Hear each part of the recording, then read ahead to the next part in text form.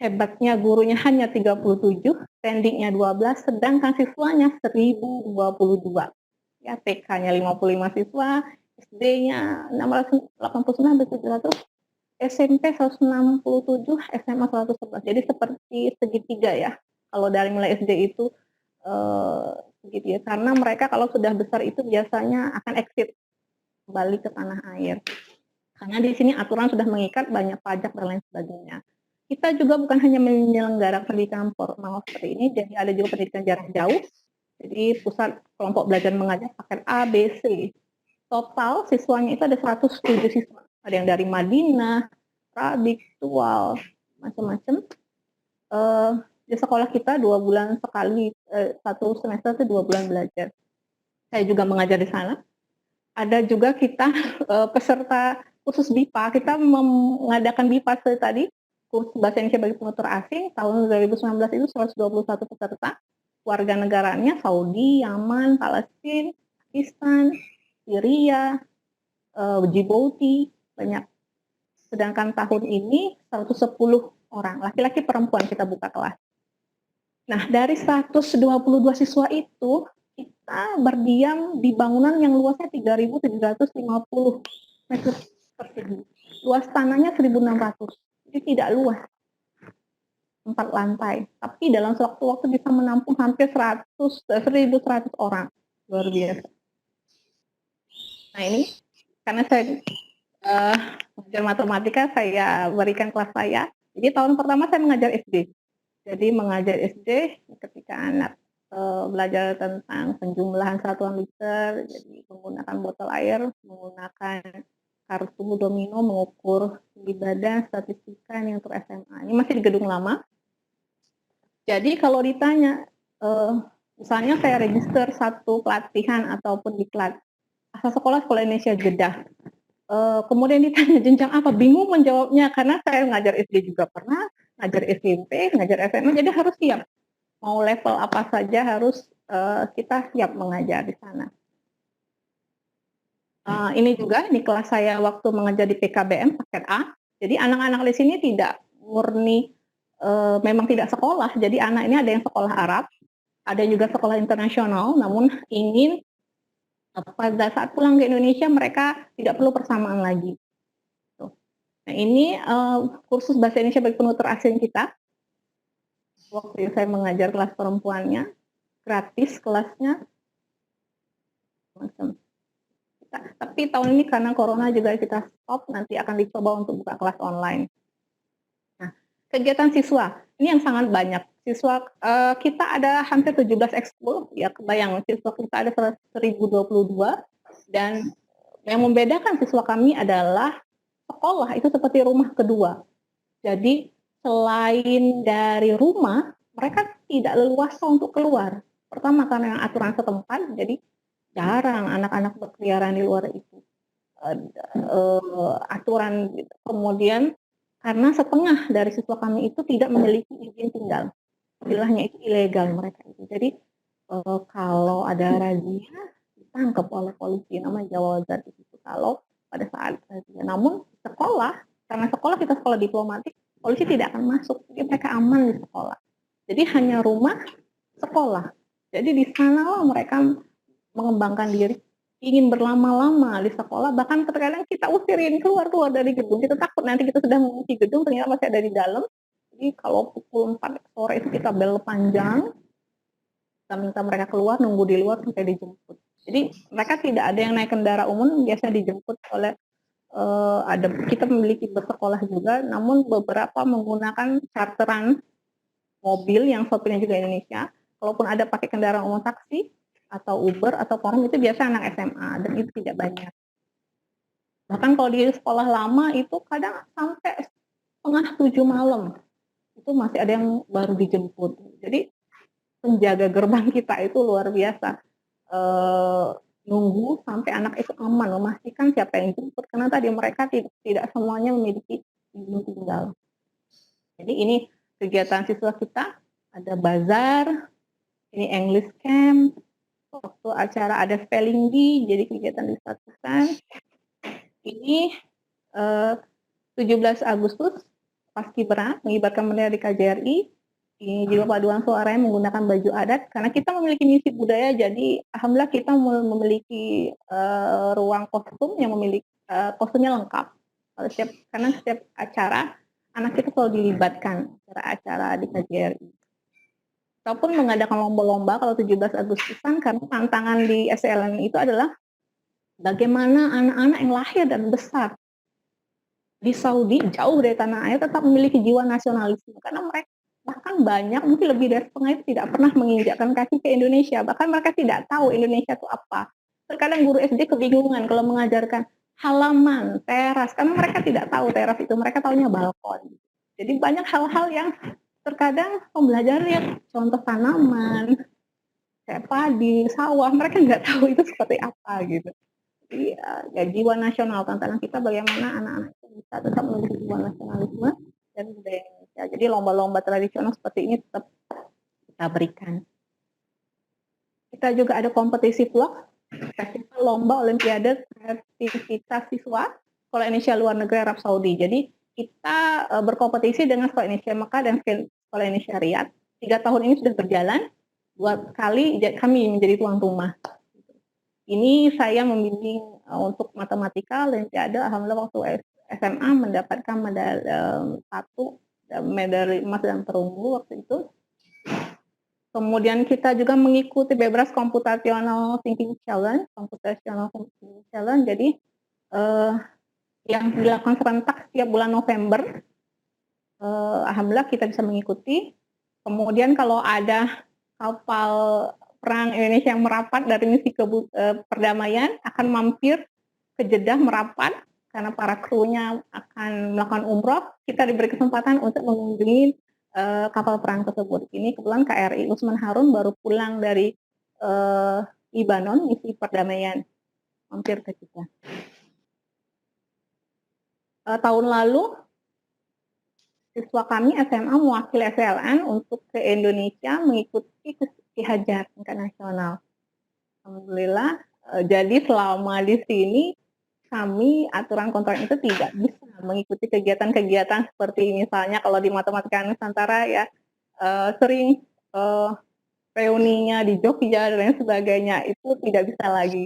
Ini kebetulan bisa saya ke Indonesia karena mendampingin anak kami ini yang SMA. Jadi kalau kita di sini sepenuhnya kita melakukan karena padatnya aktivitas dan peran kita yang multi di sini, maka kita sebesar-besarnya dimanfaatkan untuk kepentingan pengembangan sekolah, pelayanan pendidikan dan sebagainya.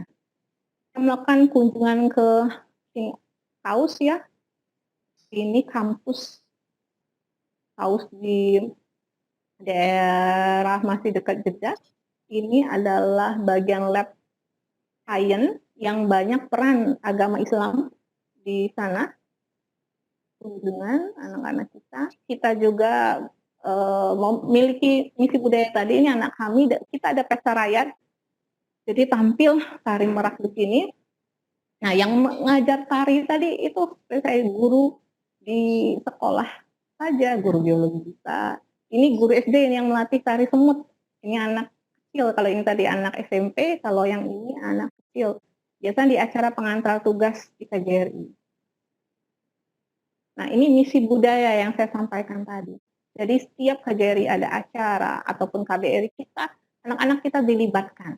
Di ASEAN Film Festival, anak kita menari di sini. Di Halal Summit Roadshow Indonesia Haji, ada Indonesia Haji Expo, anak juga tampil. Lalu di HUT OKI, Organisasi Kerjasama Islam itu, ke-59 di bawah KBRI. Jadi kita ada 2 misi budaya kita. Pertama, anak-anak kita tampil menari, alhamdulillah. Jadi anak kami menarinya bukan lagi di level ini, bisa di level internasional. Jadi disaksikan oleh negara-negara anggota OKI. Dan kita juga membuka stand, membantu KBRI untuk stand budaya Indonesia di sini. Jadi itu tadi guru kita multi peran di sini, bisa jadi penjaga stand, latih tari, gitu, semuanya bisa aktif. Nah, ini di Jeddah International Trade Fair. Jadi, nah di dalam pemotongan kita pun anak kita yang dilibatkan biasanya. Ini anak SD membawa pita untuk pemotongan peresmian, siswa kita yang diundang biasanya. Itu, ini sebagai pagar bagusnya. Tetap, jadi misi budayanya sangat kental di sini. Jadi hatta kalau misalnya anak pun besok ujian, tetap diberikan silahkan ikutin dulu karena ini juga peran kalian untuk top diplomasi tadi. Ini ada misi budaya, jadi ada excuse untuk mereka. Nah, alhamdulillah di sini saya juga bisa sedikit menemani Kabupaten Bangka Tengah. Saya tadi dari Kabupaten Bangka Tengah ketika mengikuti kegiatan, alhamdulillah saya bisa terlibat di sini, hadir dan membantu teman-teman dari sana untuk memperkenalkan potensi daerah saya waktu itu. Sudah 2 tahun ini kami ikut dengan produk unggulannya itu gaharu. Tadi Kabupaten Bangka Tengah ini bupati kami. Jadi 2 tahun sudah hadir. Alhamdulillah karena di Saudi ini mereka suka dengan gaharu, jadi daya belinya tinggi. Nah ini hal menarik dan unik di sekolah kami. Yang tidak dimiliki oleh mungkin teman-teman lain. Jadi anak-anak kami sebelum UN, baik SDL Mekah maupun Jeddah, itu akan umroh bersama. Jadi doanya katanya lebih kencang. Jadi mulai dari SD, SMP, SMA. Jadi sebelum UN kita akan umroh bersama. Tahun ini aja yang tidak ada UN. Kemudian kalau hujannya air, itu biasanya libur. Kenapa? Karena di Saudi ini sistem pengairannya, drainasenya itu kurang baik. Mungkin karena jarang hujan, paling setahun itu 4 kali, 5 kali dan ini kebanyakan. Jadi kalau hujan siap-siap nanti ada info dari otoritas setempat libur. Dan satu lagi, kenapa anak bahagia? Karena tadi mereka jarang sekali melihat hujan. Jadi kalau hujan, anak tuh malah nonton. Jadi mereka buka jendela, ibu hujan. Karena saya ya baru bertugas di sini lama ini, saya jangan kenapa sih kalian melihat hujan aja aneh. Malah senang sekali difoto. Kadang kalau tidak ada gurunya atau gurunya ya, permisi ke toilet ternyata dia main hujan karena senang. Karena jarang sekali hujan di sini. Nah, yang sering itu kalau badai debu. Kalau hujan debu, sekolah selalu siap masker, di kantin juga ada jualnya, dan biasanya kita anak-anak dilarang keluar dari gedung karena di dalam karena ini hujan debu. Itu sering misalnya. Lalu kalau musim panas kita tidak ada upacara. Kita upacaranya hari Minggu, tetap ada upacara. Tapi ketika musim panas itu jangan coba-coba karena sangat panas. Jadi tidak ada upacara, jadi jarang sekali, hanya di musim dingin. Kemudian tadi sudah saya sebutkan sebagian besar siswa kami lahir dan besar di Saudi Arabia. Jadi bahkan kalau dia mau kuliah, dia akan bertanya, "Ibu, saya takut katanya ke Indonesia." "Kenapa?" "Ya, saya merasa saya lebih kenal Saudi dibanding Indonesia." Jadi berita, apalagi ditambah berita-berita yang mereka dapat bertambah seram. Jadi anak-anak itu terkadang khawatir, tapi alhamdulillah ketika sampai di Indonesia mereka bisa menyesuaikan. Nah, yang membedakan dari segi sikap. Anak-anak kami karena keterbatasan semua ya, keterbatasan ruang gerak, keterbatasan apapun, mereka sangat kreatif dan mandiri. Jadi berikan satu kegiatan, kalau di Indonesia, apalagi kegiatan kesiswaan, itu guru, kalau yang saya rasakan ya, harus mengawal anak-anak itu. Tapi kalau di sini, anak diberikan arahan, dia bisa bergerak sendiri. Anaknya sangat kreatif, mandiri. Jadi tidak perlu kita kawal selesai pekerjaan. Jadi itu yang membedakan. Kemudian mereka ngayom karena satu atap. Mereka dari TK, SD, SMP itu sama-sama. Sama-sama terus. Dia jadi dengan adiknya itu mengayomi yang tidak rendah. Kemudian dengan teman itu sudah seperti sangat keluarga karena kebayang dari TK, SD, SMP, SMA satu ketemu terus gitu. Oke. Ini kegiatan guru kita. Ada kadang umroh bersama, ini ziarah Madinah juga. Kemudian kita juga tadi mengembangkan budaya-budaya Indonesia. Tantangan kita kan di sana. Jadi tiket salam apa itu kita terapkan di sini. Kemudian Nah, sekarang masuk yang ketiga, yang terakhir nih, tentang masa pandemi. Khusus di Saudi, tercatat sampai kemarin itu sudah 59 ribu, hampir 51.000 kasus, masih naik, naik. Nah, hal ini membawa banyak kebijakan dari sekolah, dari otoritas setempat. Jadi ketika angka itu 1.200, muncul aturan, 29 Maret kita hanya boleh keluar pukul 6 pagi sampai jam 3 sore. Selain itu nggak boleh. Kalau masih keluar itu didenda 10.000 real atau 40 juta. Hari pertama itu sudah ada yang kena denda, hanya gara-gara mau keluar ke toko beli minuman ringan. Jadi tidak tebang pilih, termasuk anak muda, eh, warga Saudi itu juga kena. Kalau masih bandel akan masuk penjara. Ketika kasus meningkat 24.000 pada tanggal 6 April 2.600. Jadi tadi 1.200, ketika 2.600, maka total 24 jam kita di karantina. Jadi tidak boleh kemana-mana kecuali hanya ke toko membeli makanan pokok dan ke apotik. Dan itu pun hanya wilayah distrik kita. Distrik itu kecil kayak kecamatan.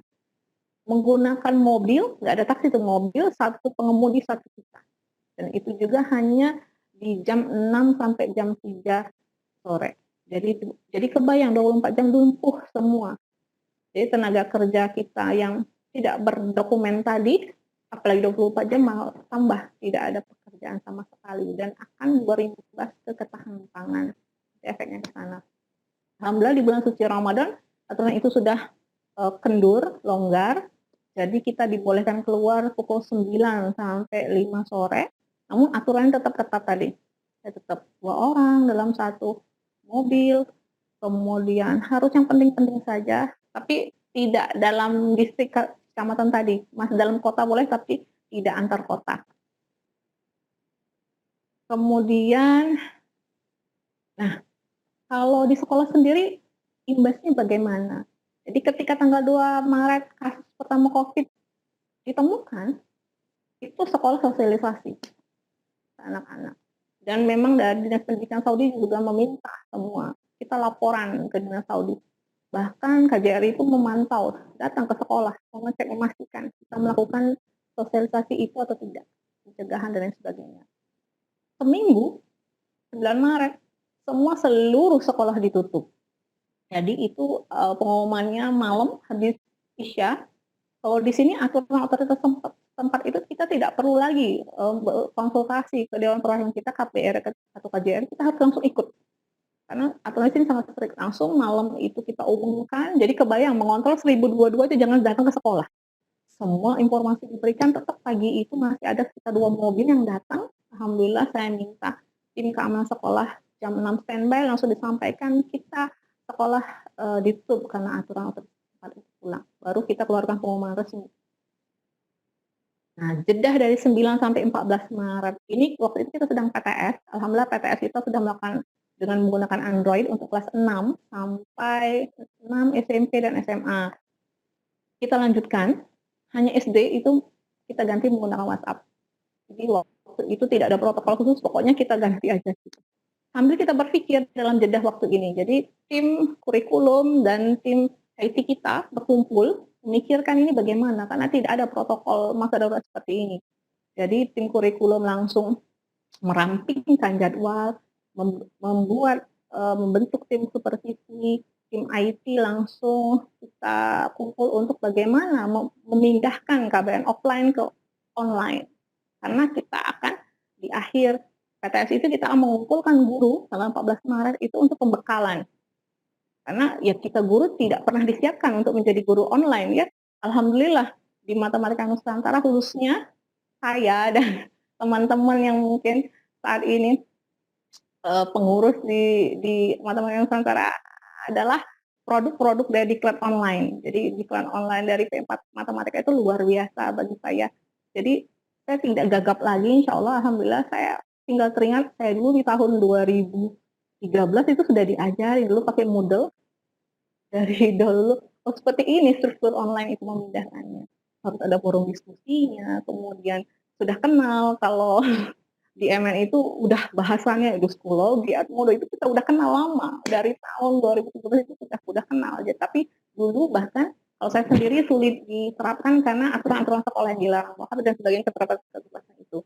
Namun alhamdulillah sekarang terpakai dan alhamdulillah tim IT kami pun memang guru-guru milenial jadi langsung paham untuk itu diarahkan langsung memberikan pembekalan kepada guru-guru kami.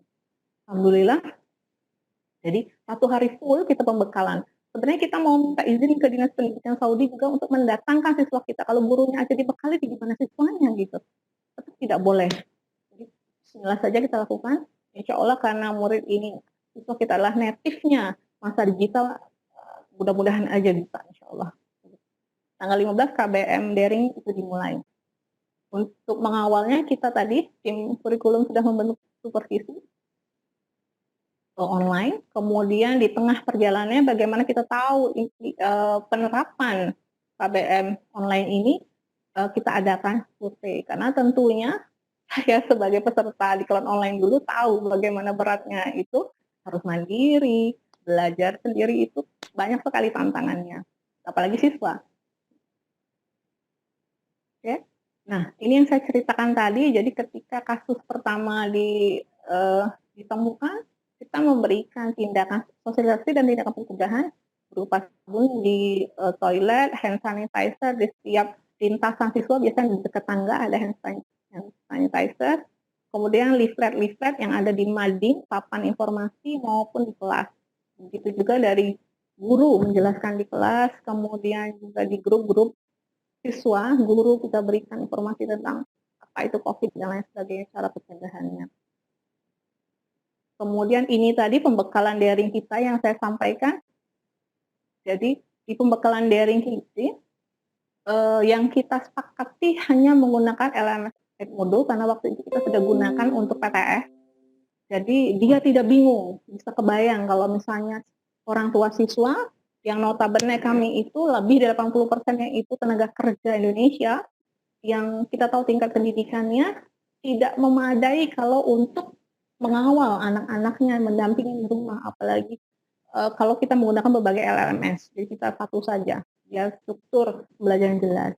Kemudian kita gunakan Zoom untuk video conference, kemudian membuat video pembelajaran, video bahan ajar. Jadi di tahun 2013 di diklat online matematika, informatik matematika kita sudah diajarkan mereka menggunakan Camtasia, kemudian screencast, alhamdulillah itu berguna.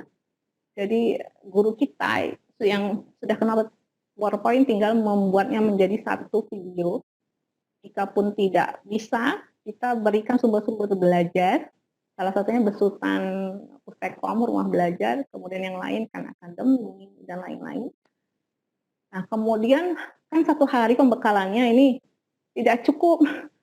Maka secara berkala tim IT kita sharing, memberikan video tutorial bagaimana sih, oh ini ada kuisis ini bagus untuk SD. Oh ya, guru-guru milenial sudah paham, mereka akan membuatkan video tutorial ini ataupun membantu teman-temannya di grup. Alhamdulillah guru kita sangat